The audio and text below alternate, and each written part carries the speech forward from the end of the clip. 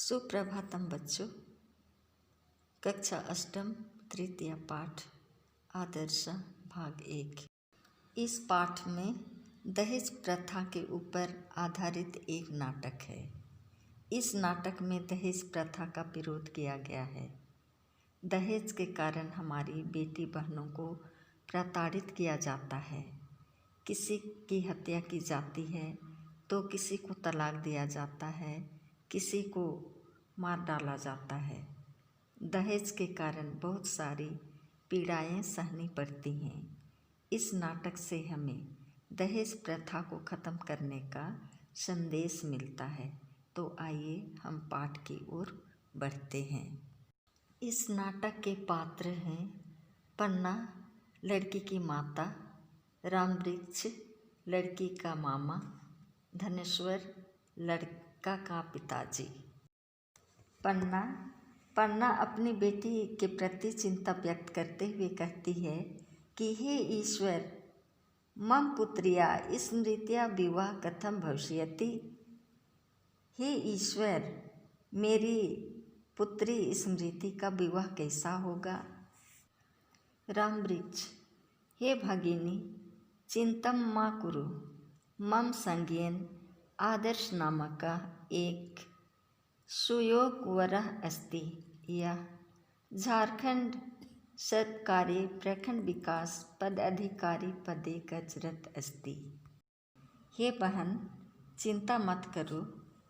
मेरे जानकारी के आधार पर एक आदर्श नाम का सुयोगवर है जो झारखंड में प्रखंड विकास पद अधिकारी पद में कार्यरत है। पन्ना, किम स मम पुत्र्या स्मृति स विवाह करिष्यति। क्या वह मेरी बेटी से विवाह करेगा। रामवृक्ष, आम अहम जानामि, सः व्यवहार कुशला आधुनिक विचारयुक्त च अस्ति। हाँ, मैं जानता हूँ कि वह व्यवहार कुशल और आधुनिक विचार वाला व्यक्ति है। उभौ लोहरदगा जिला अंतर्गते मरार्डीह ग्रामे आदर्शस्य पितुः धनेश्वरस्य पार्श्वे गच्छता। दोनों लोहरदगा जिले के अंतर्गत मरार्डीह ग्राम आदर्श के पिता धनेश्वर के पास जाते हैं। रामवृक्ष, नमस्कार महोदय। धनेश्वर, नमस्कार। रामवृक्ष, इयं मम भगिनी मध्य विद्यालये आदेशपाल पदे सेवारता अस्ति। मेरी बहन मध्य विद्यालय में आदेशपाल पद में कार्यरत है। अस्य पुत्री स्मृति गतवर्षे प्रथम श्रेण्यां स्नातकोत्तर जाता। इसकी पुत्री स्मृति पिछले वर्ष प्रथम श्रेणी में पोस्ट ग्रेजुएट पास की है। अहम इच्छामि यत् भवतः पुत्रेण आदर्शेन सह तस्य विवाह भवेत्। मेरी इच्छा यह है कि आदर्श के साथ इसकी विवाह हो।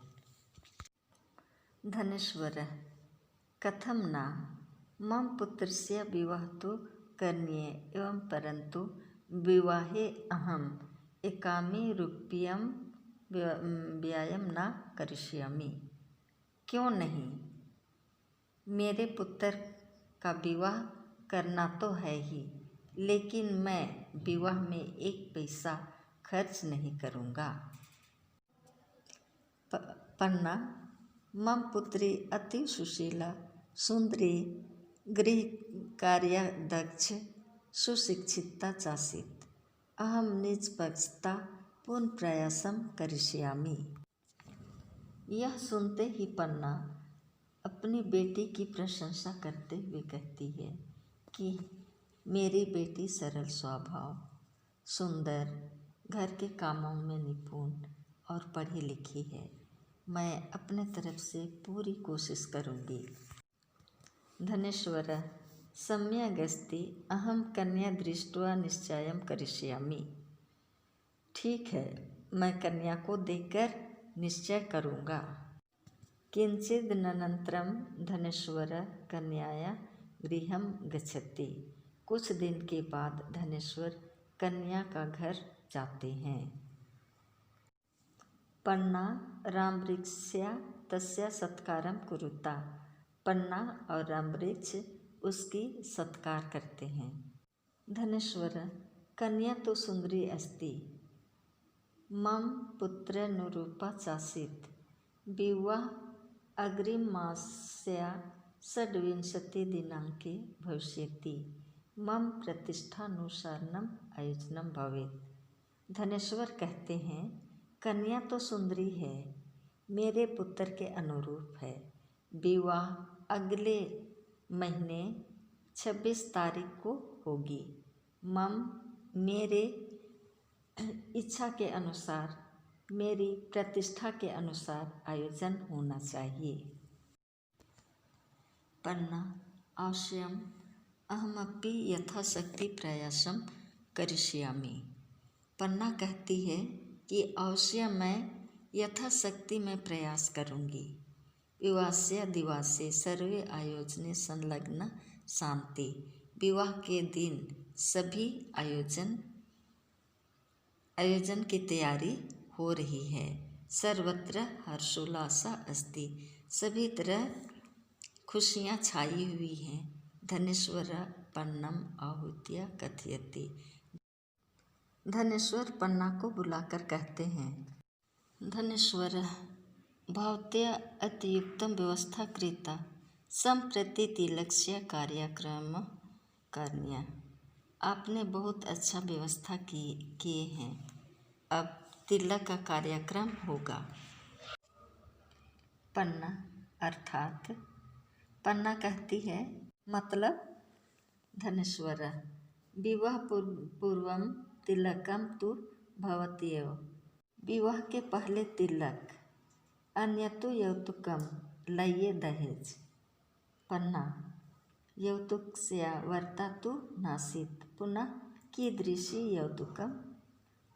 पन्ना कहती है, दहेज की बात तो नहीं हुई थी, फिर दहेज की बात हो रही है। धनेश्वर यौतुकम नास्ति चेत विवाह न भविष्यति। अगर दहेज नहीं तो विवाह नहीं हो सकता है। पन्ना क्षम्यतां महोदय, मम पार्श्वे यत्किं यासीत् सर्वम् अस्मिन् आयोजने व्ययितम्। इतोऽपि दातुम् अहम् असमर्थः अस्मि। क्षमा करें महोदय, मेरे पास जो कुछ था सब आयोजन में समाप्त हो गया है और मैं देने के लिए असमर्थ हूँ। धनेश्वर भवती किं विचारितवती यौक्तं विना एव विवाह भविष्यति इति। अयं विवाह कदापि न भविष्यति। आप क्या सोच रहे हैं कि दहेज के बिना शादी हो सकती है? यह विवाह कभी नहीं हो सकती है। पन्ना धनेश्वरस्य पदयो पतति स्मृति मध्ये आगच्छति। पन्ना धनेश्वर के चरणों में गिरती है, उसी बीच स्मृति आ जाती है। इस भाग में हमने देखा कि दहेज के कारण बहुत सी लड़कियां प्रताड़ित किए जाते हैं। माता पिता चाहते हैं कि बेटी ससुराल जाकर सुखी संपन्न रहे, इसके लिए माता पिता यथासंभव कोशिश करते हैं। इसी प्रकार यहाँ पन्ना अपनी बेटी की शादी की तैयारी हर्षोल्लास से करती है। चारों तरफ खुशियाँ ही खुशियाँ थी, लेकिन इधर दहेज वाली बात हो जाती है, जिसके कारण माहौल बदल जाता है। अगले भाग में शादी होती है या नहीं होती है, इसको देखेंगे। धन्यवाद।